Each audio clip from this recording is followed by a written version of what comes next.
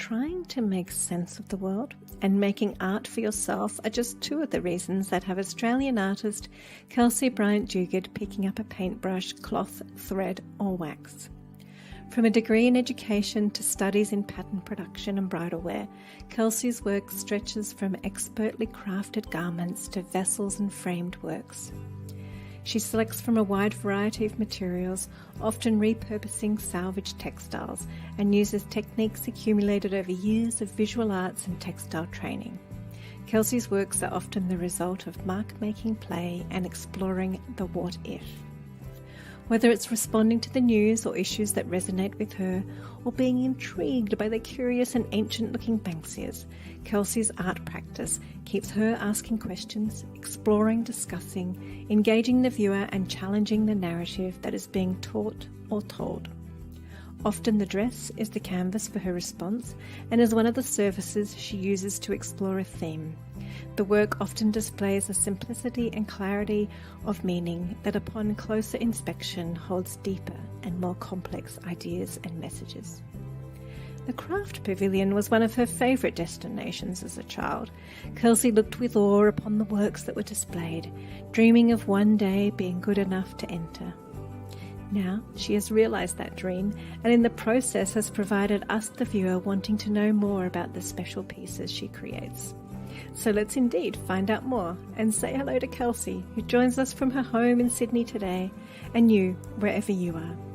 If you are joining us live, please leave a comment and let us know where you are in the world. If you are catching up on a replay, we hope you enjoy the conversation and share it with your friends and creative communities. So let's get started and welcome Kelcie Bryant-Duguid, our 66 Friday feature artist. Hello, Kelsey, and welcome. Hi, Tara. That was really lovely. Thank you so much for such a wonderful introduction. Pleasure. I do love a craft pavilion and I do love a Banksia. And hello to everyone, and thanks so much for joining us live on a Friday. I know it's getting harder and harder as things get back to normal to be in one place and stay in and stay home again. So thank you so much for joining us. We've got a few people already joining us now, which is great. Always wonderful to have people in different time zones. So that's exciting. Yes, hello, Susan, Vicky, and Lisbeth. Thank you so much. Fantastic. Welcome, everybody. So firstly, Kelsey, that's I wanted to say congratulations on the being a finalist in the Wearable Art Festival recently. Amazing. And so we're going to start with that and then sort of work back. So when I was looking at the Wearable Art Festival, they describe it as where Gautier meets Picasso, an exploration of form, structure, use of unusual materials, and the categories are Trashion, sustainable nature, Floriana, and avant-garde. So being a fan of the Banksia myself, I love your piece, Bulla, the Banksia Spy. Probably just pronounced that wrong. And so I wanted to, firstly, I'll show everybody this amazing, fantastic creation. And yes, could you tell us more about it? And what was it like being at the event? Oh, it was amazing. It was just amazing.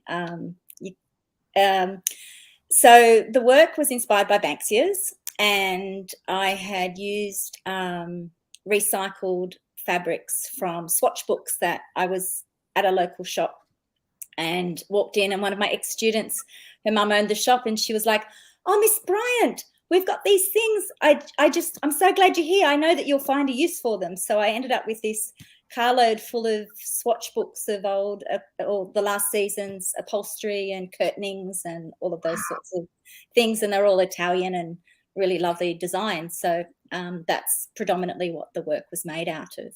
So repurposed them into the little gumnut hat, which is all little pieces.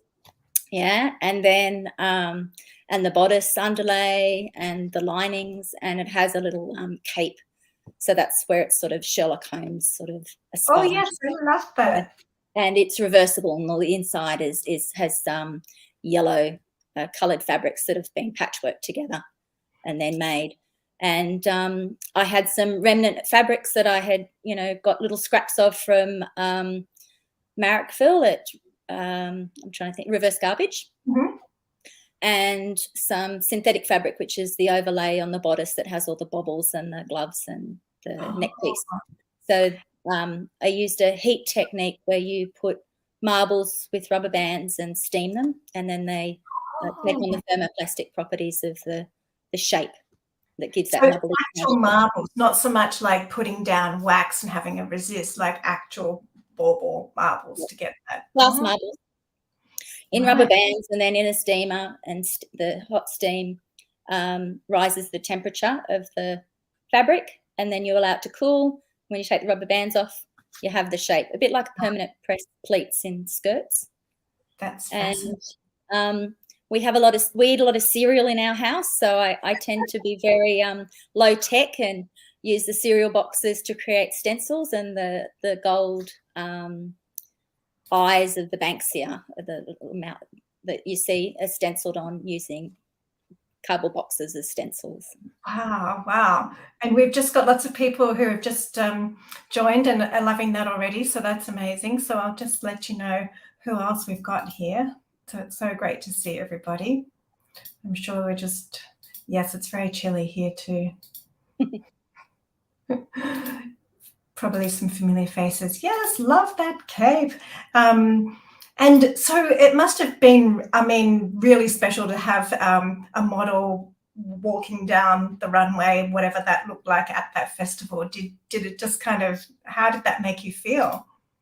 It was amazing. Bianca Harris was my model, or is my model, and she's just such a professional. So she put on the work. She put the work on. I only met her that day. We'd spoken via Facebook, and the organisers had put me in because I was out of. I was from New South Wales, so I was out of the area. They organised a model for me, and she just looks gorgeous in the piece. And she has little strings are corded and little offcuts and things, and she really transformed the work and took it to another level. Wow, that's amazing. Congratulations. Thank you. So when we were having a little brief chat the other day, we were talking about how making and creating has always been part of your childhood, and you were talking about how you kind of always enjoyed that problem-solving aspect. And you kind of were telling me a little bit how you made garments for the family who often had to hunt on the farm where you grew up. What were some of the things that you remember making when you were younger?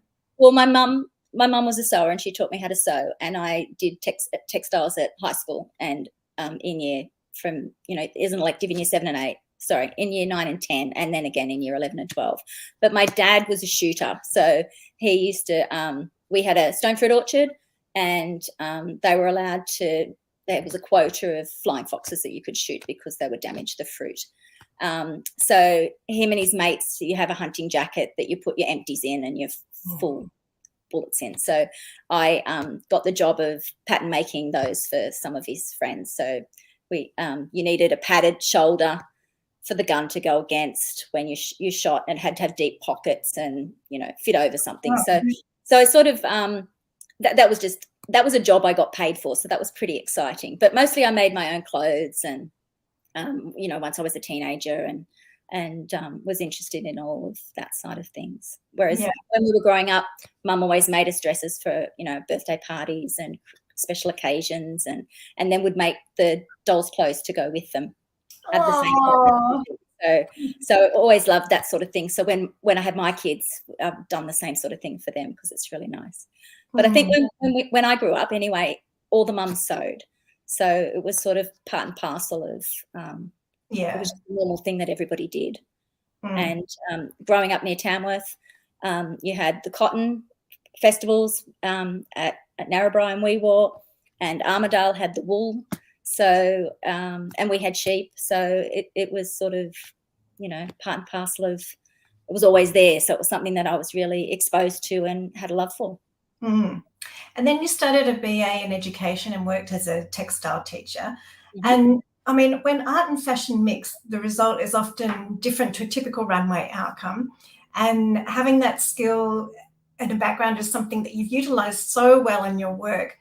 So What is it about the garment that you enjoy that kind of becomes a canvas a lot of the time? Is it because that's kind of where you feel comfortable because it sort of comes naturally, or what is it about the garment that becomes kind of a go-to for your canvas? Well, I think when I first started, like I always made my own clothes, and you know, if you saw something in a book and you couldn't afford it, well, you figured out how to do it, and then you were able to wear it as you wanted to. So I had that sort of side of things. And when I was teaching the kids who were designing their own things, and that sort of, then you think, well, I probably could be doing some of those sorts of things for myself as well. So I suppose there was a little bit of that. But the first time I exhibited garments, it was a theme for the exhibition that I was in. It was a group, and it was looking backwards, looking forwards. And so I decided to make dresses that were inspired by my childhood, looking at the fact that I had teenage daughters, or I don't know if they were both teenagers then, but looking at girls and how you travel through life. So the dress sort of represents women and the feminine and that journey that we take. So we're girls, and then we broach adulthood, and then we go and have our careers and our adventures, and perhaps we get married and we might have children, become mothers, and then all those sorts of relationships. And I think that it's for me, dresses are things that girls tend to wear. It doesn't mean you can't wear pants or any of that sort of thing. It has nothing to do with that. But it's a very recognizable sort of silhouette. So it works well for sending those messages. So well in so many different ways, which we'll get to later, and you managed to give it many layers of meaning. So we did actually meet at a workshop in 2016, and at the time you'd taken time away from teaching, as at the end of 2015 your daughter was very sick.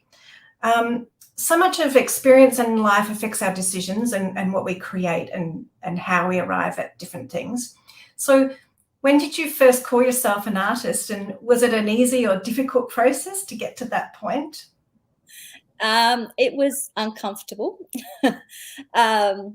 I guess, and my youngest daughter who was very sick and had been in hospital for quite a period of time, and then required a lot of ongoing occupational therapy and things like that. And she's very good now, but you know, it changed. It was one of those hiccups and changes in the fork of the road. Things that happen, you know, some people take care of elderly parents who are unwell, and you know, we all have things, but that certainly was a full stop, I suppose. So it changed the direction that I was going, and she used to encourage me. And I thought, well, this is an opportunity while I'm going to appointments and things that I can be indulging in things that I wouldn't have time to do if I was at work. So that was sort of a catalyst. And I think it was sort of, we'd go to something, and Mackenzie would introduce me as, oh, and this is my mother, she's an artist. And I'd go, well, I make art. But then after a while, I had my work included in some bigger sort of exhibitions, and I had a solo and things like that. And then I sold some work. And I think that was when it sort of started to feel, okay, yes, this is sort of, I've done the apprenticeship kind of part of it. And so it started to feel a little bit more comfortable to do that. Yeah, I can relate to that too. And I thought, because I used to sort of say, oh, yeah, you know, I'm a designer, but then I kind of do this art stuff. And then at one point, one day, I thought, if I'm kind of going to do this art stuff, I need a website. And so my son, I think, was in year 11 at the time. And I said, I'll give you $100 if you can get me a website by tomorrow, or, you know, whatever it was. And because you think, well, then I can call myself an artist because I'll have a website that says that I am. So there's lots of steps that you go through to get to where you want to go. Yeah, so true. And I love how words feature so much in your work, and the clarity that you find in the language. And you were telling me about not wanting to hold on to an idea, and that you might have to jot down notes sometimes while in the shower. Yes. I love that. Steaming up the screen. Yeah. Because you think a lot. There's a lot of thinking. You know, you spend a certain amount of time making whatever you're making, but an idea comes to you, and then, well, for me, and then I have to kind of figure out what's the best way for that to be resolved, or, you know, for it to be presented. And you're having a shower, you're enjoying the warmth of the shower, you're washing your hair or whatever, and all of a sudden the idea will come to me. So I'll steam up the glass door, and I'll draw in the glass door, and then I'll quickly have the shower, come back, write down what it is. And I have a pad of paper in the car so that when you're driving along and you listen to something on the radio or lyrics in a song, I can do the same thing. So, yeah, never know when inspiration's going to strike. Yeah, so true. I was just going to say, do you have a journal or diary? But maybe I should have said, do you have waterproof paper? Because you can get that too. No, I don't have that. You might be in there for ages. Yeah, I'm a short shower person, but got a few more people joining us, so that's fantastic too. Wow, getting a few of the different continents happening here. Yeah. Fantastic. So then kind of, do you have a go-to medium, and what drives you to create? Like, do you just have this bubbling up that just, or is it more you're hearing something and then you feel that you have to respond to it? But I think it's more like, yeah, do you have a go-to where you start, I suppose? No. Oh, look, I don't know. I have things that I do that sometimes I'll have an idea, or I'll hear something that said, I do follow a lot of the news, and I listen to what's being said, and words are very important. Words are very powerful, and they shape people's ideas and their values, and they create culture and society. So I think and I'm somebody who just sits and you listen and you hear, and some things get me very angry, and a lot of my earlier works were in a response to that. My kids would say, "Mom, you just look so red and angry," and I'd be like very frustrated with what I was hearing in the media or whatever it happened to be, and so I did find making art about those things was quite cathartic, and it helped me to move that on. A bit like keeping a diary, I suppose. When you have a bad day and you write it down, or you write a letter, you kind of move it past you into some other space. So so some of my work starts like that, and then when my children were little and I wasn't making art so much, but I've always been doing things. I'd have a project that was a mindless project that I would always be on the go with. So something that I didn't have, if I was it was winter and I was knitting, might be knitting a scarf or a jumper or something, but it'd be the portable thing that you don't have to think about. So in my art practice, I have portable things that I don't think about, that are just making string or whatever it happens to be that I'm doing, that will then go towards a piece later on, because you still have to do those rhythmic, monotonous tasks that are quite grounding, because they do take you outside of that. They're quite calming in the using your hands, but also have the other things on the go at the same time. So I have lots of ideas. Yes, and I guess following on from that, and we were also talking about that progression from when art becomes sort of from a hobby and becomes something more than just a hobby. And after I had met you briefly at that workshop, and then over the subsequent years, I'm always amazed at how many art prizes and exhibitions that you can enter into, and I'm always a bit in awe of that. And congratulations for the ones that you've got in and the awards that you've won. So do you start with a plan for the year, and do you have any advice for anyone to sort of tackle those or deal with rejections? I have a book every year, one of those 5 subject ones, and I start by setting myself a goal of something that I might do. So this year, one of my goals was to get an ABN, and to do something else. I can't remember what it was. Oh, I know, to get proper photos done of myself. So they're on the, I have a to-do list. So I've done both of those things, all the grown-up things that you kind of put off or you're a bit scared to do. And so I have those. And then I set myself some goals, little affirmation things of, be brave. And it only takes 10 seconds to pick up the phone and to make that call rather than sitting there agonizing about it. All those sorts of things that sometimes stop you from moving forward. And I do have months in the year. So I know that certain things that I will go in are at certain times in the year. And so then I put them down, and then I'm looking out for them to be released, or I subscribe to and find out. Yeah. And I'm not always making for an award or a competition, and sometimes, you know, something that you want to do doesn't fit with what you make. So I don't make for the thing. I sort of make the things that I always make what I want to make. So I don't kind of twist my thing to fit something. And I make the things that make me happy. So, and then I think, well, if it gets picked up, well, then yes, yay, that's great. And if it doesn't, well, it wasn't a good fit for that, and maybe it'll be going to something else. Yeah, it's so true. Sometimes it's not until you go to the exhibition and then you see how it's curated, and then as you were telling me the other day, that's sometimes when you realize, oh, actually, well, I can see why that particular work wasn't right for that at that time, you know, not necessarily the piece itself. Yeah, you get lots of rejections. Yeah. So this is not going to be a good segue because you just said pieces that make you happy. But one of my favorite pieces of yours is actually called Burden, which I believe is. So I'll just show that up because it just has such a presence, and there's something so captivating and kind of, eerie is probably not the right word, but so yes, it's called Burden, and I've written just down here that it sort of symbolizes the weight of how depression can feel. But perhaps if you can explain it a little bit more about the thinking and how it's constructed as well. Well, firstly, I'd like to thank Janet Taverner, who took that beautiful photo for me for that work.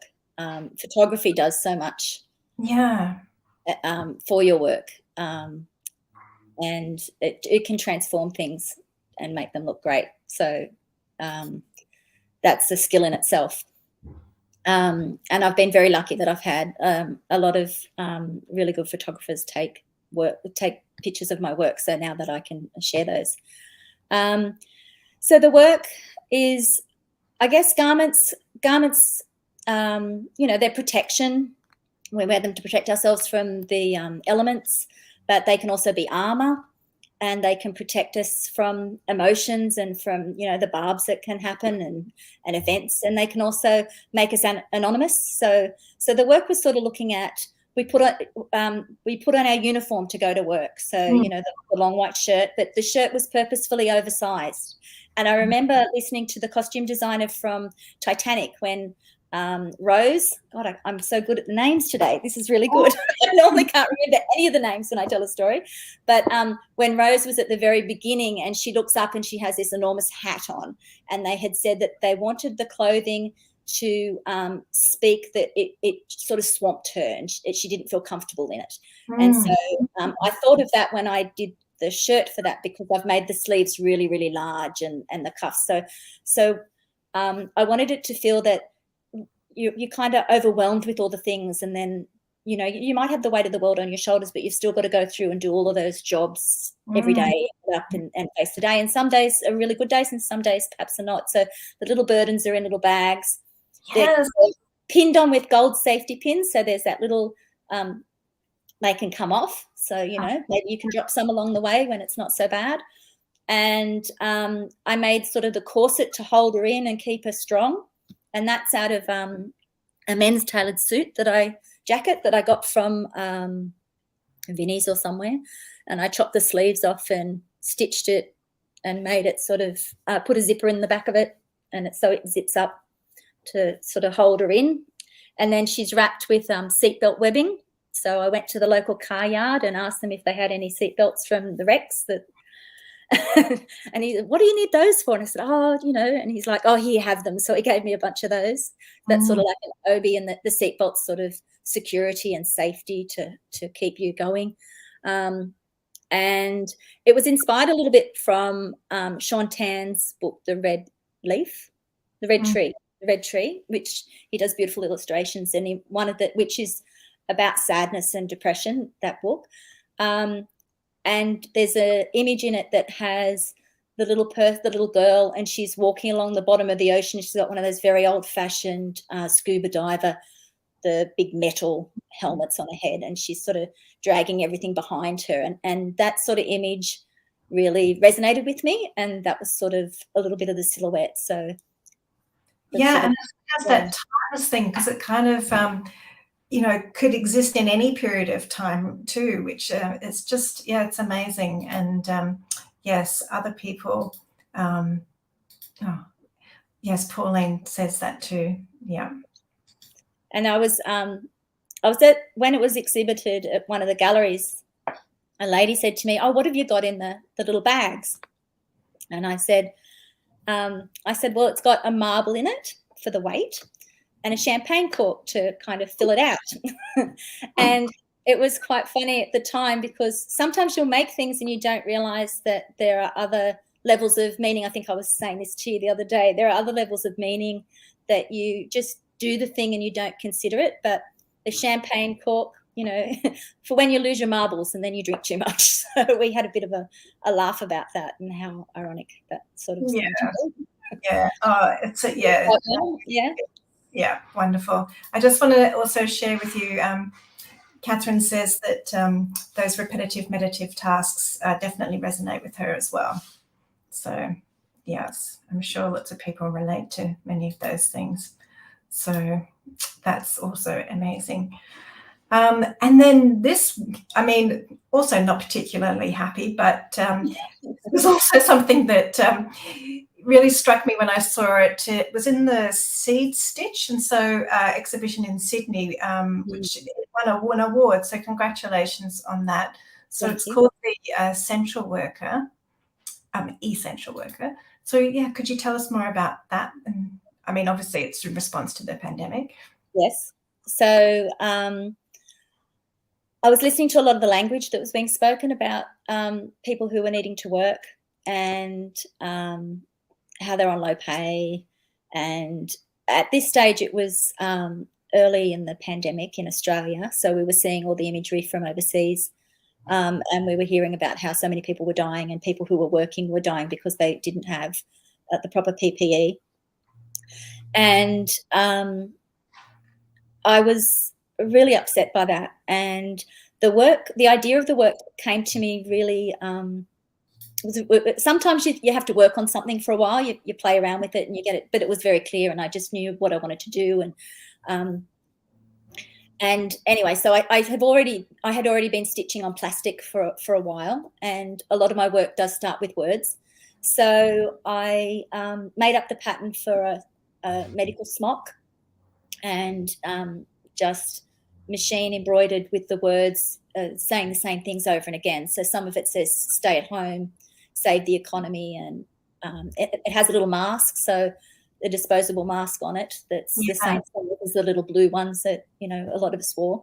So I pulled one of those apart and made one out of plastic, and it says "wear a mask," and made the whole thing, and then had to think about how I wanted it to be photographed, because I wanted it to look like someone who had to get up and then that was their uniform and they put it on and they went to work. So you had to get the daylight, the lighting had to be right at the right time of day. That's at our back door.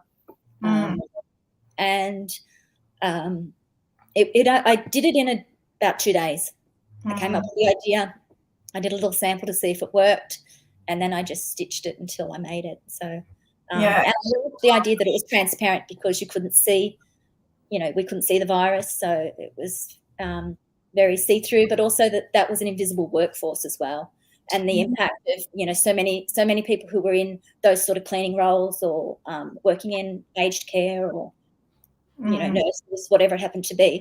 They were a lot of them were poor, a lot of them were women, and a lot of them were disadvantaged groups. And I think on the artist statement, Tamworth Regional Gallery acquired the work for their collection, which was such a thrill. And I sold the work at the price of a 40-hour week for the wages of an essential worker in Australia, which was $800 and something. Yeah. I mean, it really stood out when I saw it in Sydney at the Object Design.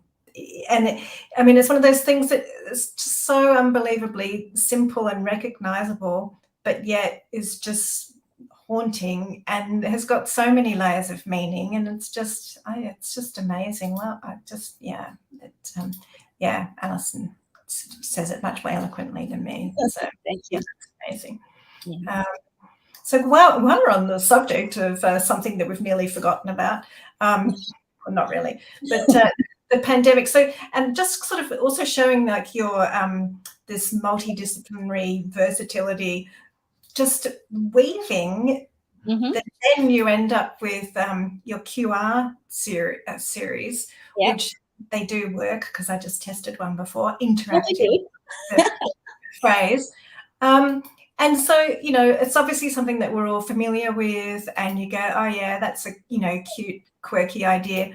But then I sort of go into it and find out more that the dark bits in the weaving are from the Harvey Norman ads, because as we know, they were implicated in claiming money.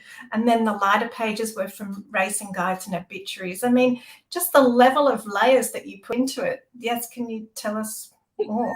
That's amazing. Yeah, well, I figured it's a bit of a gamble whether you got, so this was before there was a vaccine available. And when we were QR coding to go into places so we could trace and track where people had been, and so that they could keep track of numbers and all of those sorts of things, which I think was a really good thing to do.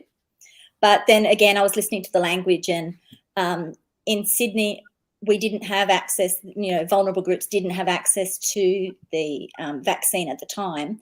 But in the morning reporting, when they were saying that, you know, they weren't vaccinated, and it was sort of done a little bit in, I took it as being a little bit blaming. So it was sort of, yes, but you weren't vaccinated, so, you know, what can we do? But at the same time, people weren't able to get vaccinated. They had to wait, you know, there were queues and there wasn't as much vaccine around.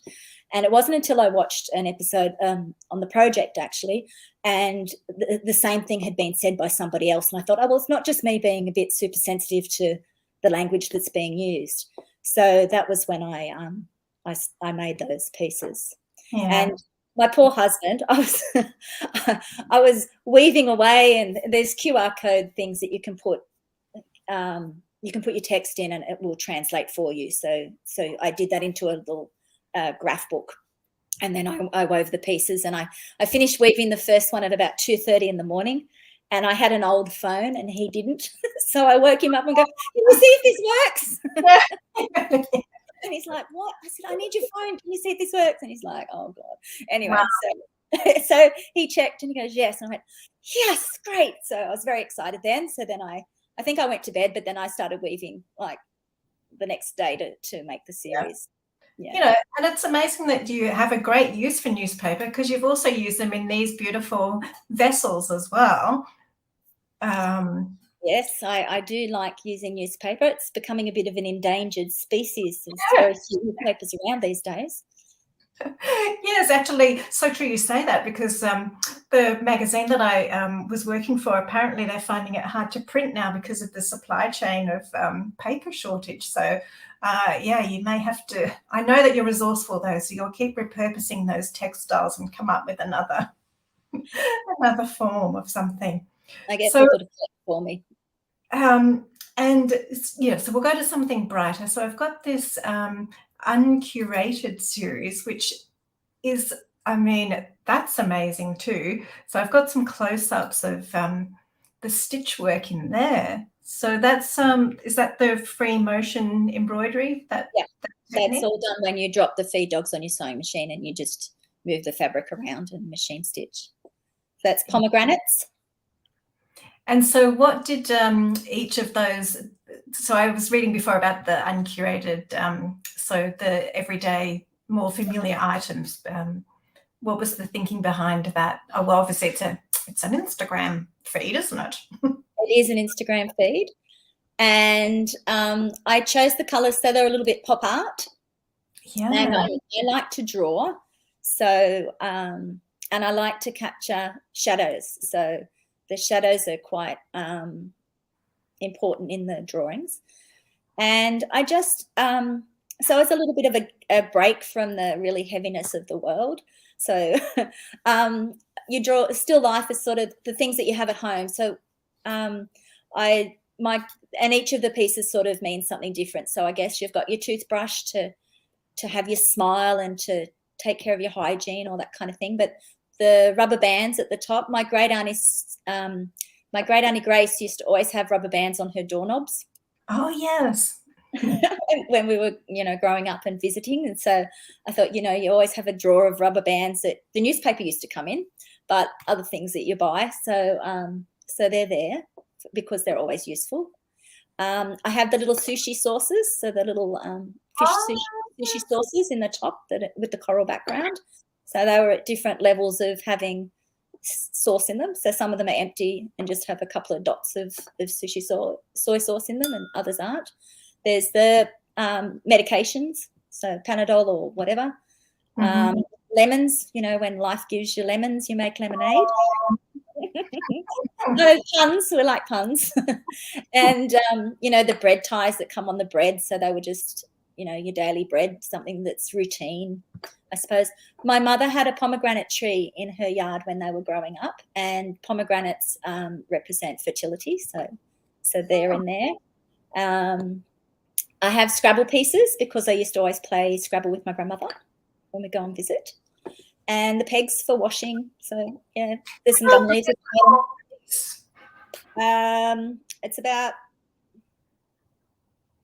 yeah, because there's quite a lot of detail in there. 80 centimeters, I think, by 54, something like that. Yeah, to get that amount of detail in each square, it need to be a certain size. So each of the squares started out as 20 centimeters square, but when you machine embroider, as you work in certain directions, the work shrinks and stretches.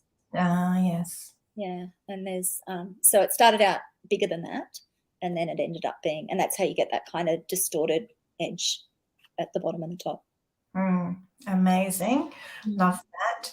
Then back to the garments. I think this was also one of the first pieces that I saw of yours. And on your website, which is amazing because you've got lots of detail about all of these works.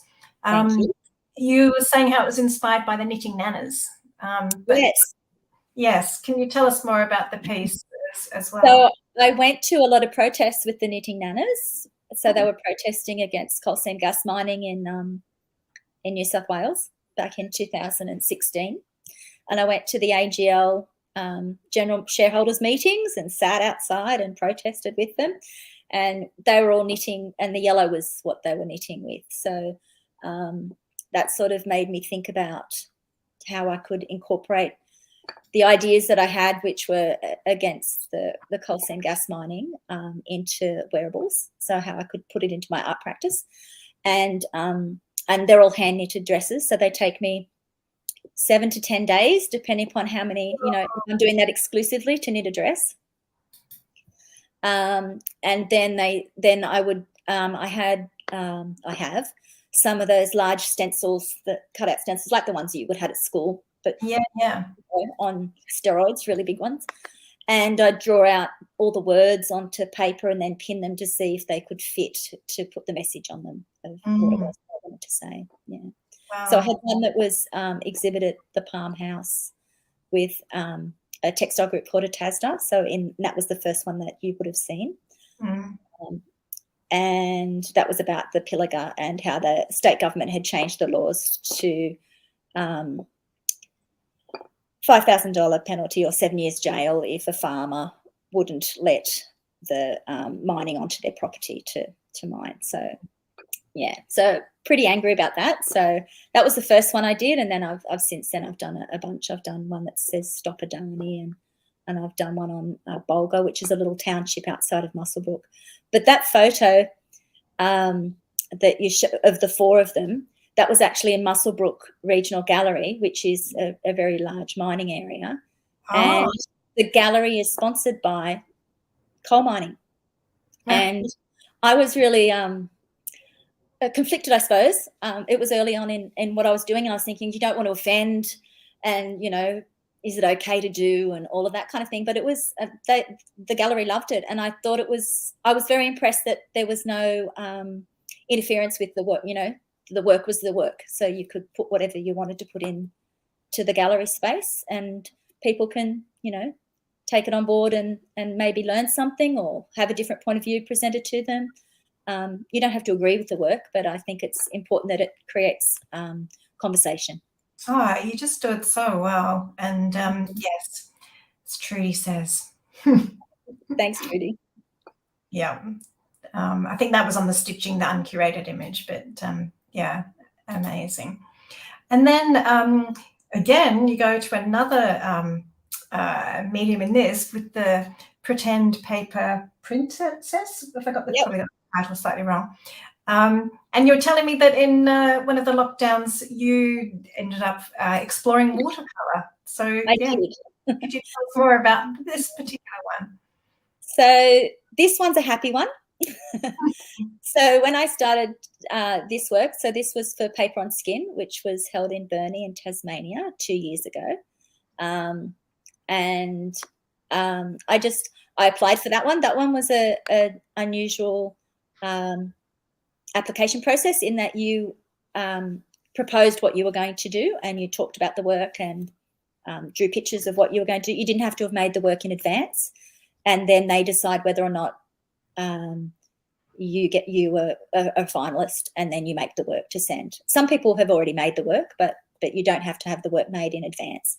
So I liked that idea of the girls' dresses, and I do some printmaking, so I just thought that was sort of the way that I went with it. And I made it, you know, at the time it was during COVID, and I just thought, oh, the world's not very cheery, so maybe I can just play pretend and make something a little bit more, a little bit more whimsy. So it's sort of, you know, it's got the rabbit mask, so it's a little bit Alice in Wonderland and a little bit childhood novelty. And I did a watercolor course, and I learned how to use all the fancy paintbrushes. And I used the dagger brush a lot. And in the skirt, I used a fan brush. So that was, it's got a sword shape on the side. So, and I wanted I liked it in the blue and the white, and I wanted it to look like, you know, the blue and white crockery, which I later learned from a friend of mine is called Delftware. So, and I liked the Polish style embroidery and things that was big in the 70s when I was a kid. So it has some of the designs in the bodice look like embroidery. So the beautiful folk art flower design on the front, and then there's a cross-stitched heart, and there's a tree of life, and the little bunny because we have a rabbit. And I think you can see the little blue bird of happiness is on one side. So, yeah. And it has lots of, because I often start my work with just stream of conscious thinking, has lots of little affirmations, positive affirmations all over the skirt. You know.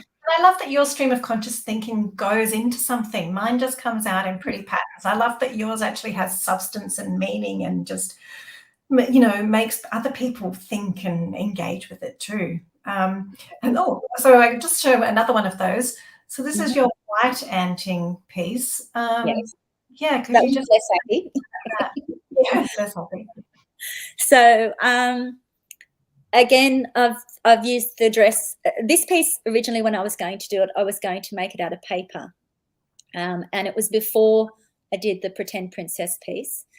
But I had made another work out of paper, which was all folded and used frottage. I'd gone and rubbed, you know, electricity mains and gas hardware in the street and big things on the, you know, all the different hardware that you find in the street, the patterns on the road. And it had torn when I was delivering it. I actually packed it and delivered it to a thing, and it tore. So I had to repair it, which was fine. But then I thought, well, I can't make a dress out of paper because this was going to be transported around the place and I wouldn't be able to repair it. So I made it out of calico. And I wanted it to just look like a dress that sort of, you know, covers most of you. It's a basic block dress.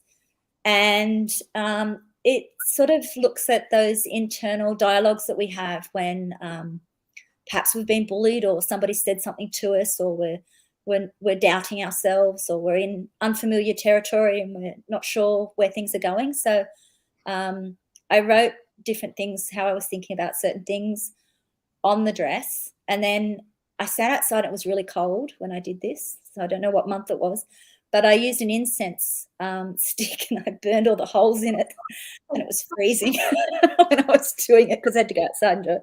So put all the little holes in it like the white ants do, because they and the analogy, I suppose, is that a lot of old houses, you don't know that you've got white ants until you have the inspection, or that you pull out a wall and you see that they've eaten away all the shell of everything that's underneath. So the work sort of speaks to, you put on your brave face, but these might be all the things that are happening underneath the surface that you were dealing with. So that was sort of the work. But it has a happy bit because there's some stitching, so mending. So while you have bumps along the way, and life deals you all sorts of things, you can come back from it and mend and heal yourself. So there's stitching in the work as well. Mm-hmm. And with that one, I left all the I didn't finish all the seams, so I left them all raw because emotions are raw, and I didn't finish the seams inside because when you feel like that, the emotion is raw, and so I wanted the work to reflect that emotion. Yeah, that's again another thought-provoking piece. The other day, you mentioned the other day, well, I was assuming that you would have portable projects on the go often, and I was asking you if you had a portable project happening at the moment and if you had a gadget, and it kind of seemed like the two tied together. Do you still have that nearby? Or I do. Yes, so explain, Kelsey.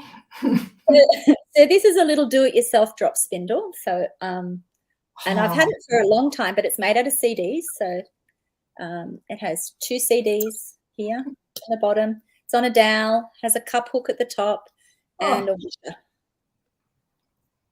So, and you spin with it. So underneath I've got some fleece that I've spun, and then I've just tied on a little bit of newspaper that's in strips.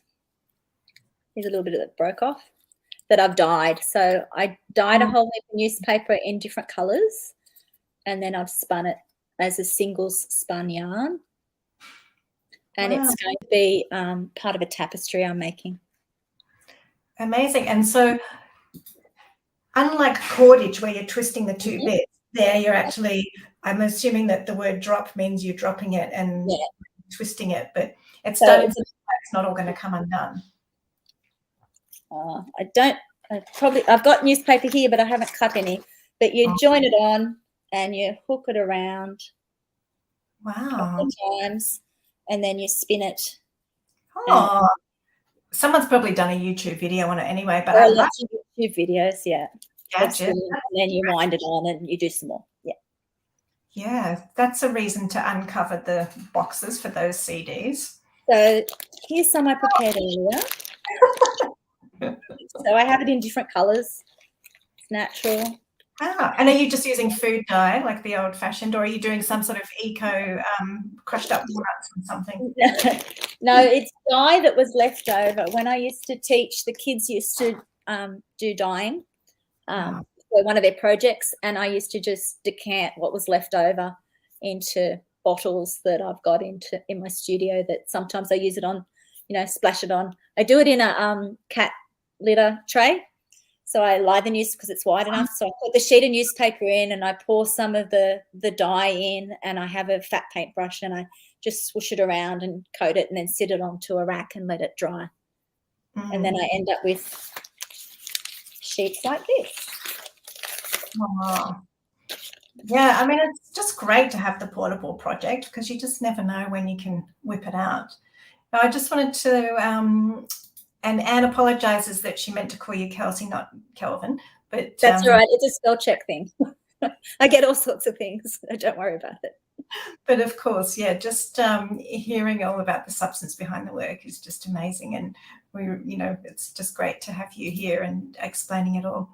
Now, time is running away, but I also saw that, when you think of all these exhibitions and art prizes, that's one way of having the work displayed. But you've also had your work on display in hospitals too. And I thought, we don't always think of that as a space or a gallery or as an alternative to a gallery. Could you tell us a little bit more about how that came about and if you'd recommend the process or your thoughts on it? Yeah. So my daughter was at Westmead Children's Hospital, and we were there for several months. And in Westmead Children's Hospital, there's amazing art. So they have a lot of very famous art paintings and things. And I found, and she was very seriously ill. And I found, for me, being able to walk up the corridor and just stand in front of a piece of art for a while was a really nice escape from the realities of what it was like sometimes while we were in hospital.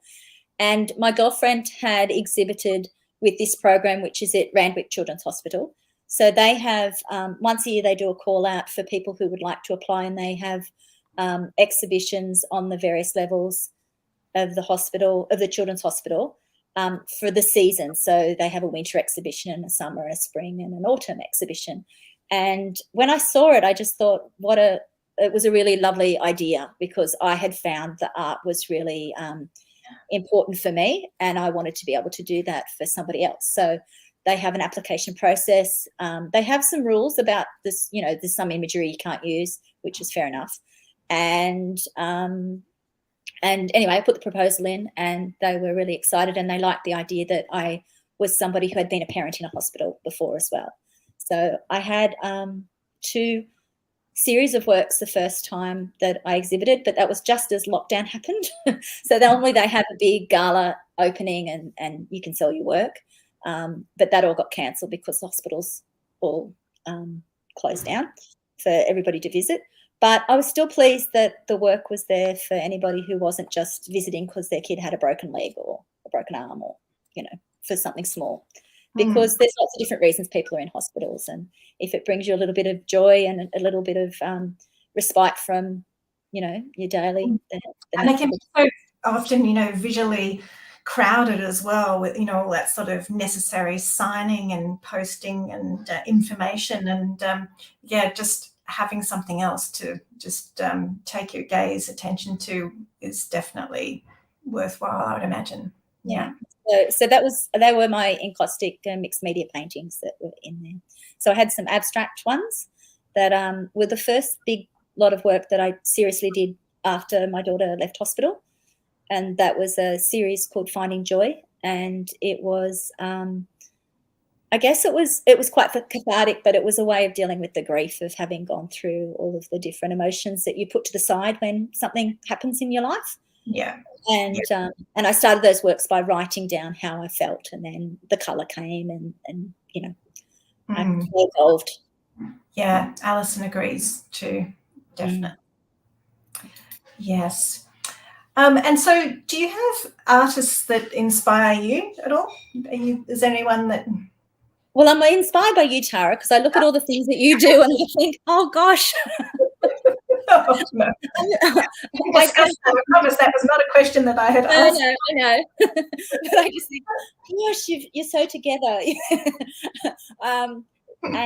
And prolific, but I suppose we all work in different ways. So yeah, it's smokes and mirrors. It's not real. So there are a lot of artists who I really like, and I won't be able to tell you any of their names at the moment, but because they've all vanished out of my head.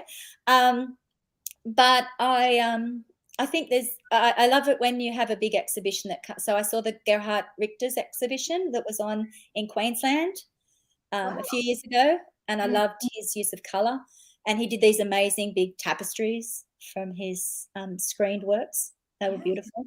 That would have been amazing. And I won't be able to tell you anybody else's work that I love because I can't think of any other names. The question that's kind of related to that is like, you know, how do you keep your own voice? I mean, I think you've got quite a distinctive voice, but how do you avoid being influenced by others when there's so much shared on social media? So if I'm making work for something, I don't look at those. So other artists who might work in the same medium of what I'm doing, I don't look at their work. So I just take a wide berth while I'm working on my things, so that it does have my own voice. But I'm also very aware. So when I did the QR code pieces, I thought lots of people would have dealt with that subject area and done the same thing. So I did a lot of research, and nobody had. So and sometimes you will come up with an idea, and it has been done, and it's been done almost in the same footprint as what you're going to do. So you just have to say, well, that's not going to happen because of whatever it happens to be. So that does happen. But yeah, I tend not to. When I have an idea and I'm really thinking about something, I'll check to see that there's not something else that looks the same. But yeah. Yeah. And, you know, the pandemic was obviously just a huge, rich source for you. And so I just mentioned one more piece because, again, it fits in the category of so simple, like the idea, but yet just your treatment of it and just the juxtaposition of the historical boats is amazing. So you digitally printed, and I was going to ask, did you get that printed yourself, the photos on the cloth, or is that you send off for something like that? Or no, you can buy the print fabric, and it's from quilt shops that do it for, you know, if you do photos. Well, traditionally, I suppose a lot of people get their family photos printed onto them, and they make quilts that way. So I bought a sheet of that from a quilt shop and printed it on my inkjet printer at home. Ooh. Yeah. And I did the work, and then the whole kerfuffle happened with the politician in Victoria around Australia Day who made the same comment, and I thought, well, I've already done the work. So evidently someone else is thinking in a similar vein. Amazing. Well, the time has gone so quick tonight, and you've been so generous in everything that you've shared, and it's just been great hearing more about the actual pieces that I've seen. So what are you working on now, and what are you looking forward to? Well, I have. I've been very fortunate that I've got work that's in Paper on Skin in Tasmania, so I'll be going there in a couple of weeks. And this time it's at Devonport, so that's very exciting. I'll have to get some woolies because I think it's going to be really cold. Yeah. I hope the model wears something warm underneath. I'm assuming the paper's not going to be thermal. She's got a paper jacket, but I don't know that that's going to be very warm. And I have a solo exhibition that's coming up next year that I'm working towards. Ooh, yes. Stay tuned. Is that, well, I'm not going to ask. Yeah, it's a bit of a secret. So layers of interest and thoughts and everything. Well, as we wrap this up, and we'll be playing our usual little outro, but please, everybody, just if you can put your thanks and comments in the comments below, we'd really love to hear from you. And yes, we're so grateful to Kelsey for chatting to us tonight. It's been amazing. Yes, you know, it's we can't all be as multi-layered and have substance. Some of us just have to stick with gorgeous, pretty things. But anyway, a bit of a flower. Hearing all about it. Something to aspire to. Yes. Thank you so much. I'm going to play our outro, and yes, love to hear from everybody. Thanks, and thanks to you, the audience, for joining us tonight from wherever you are. It's been wonderful. Thanks. Thank you.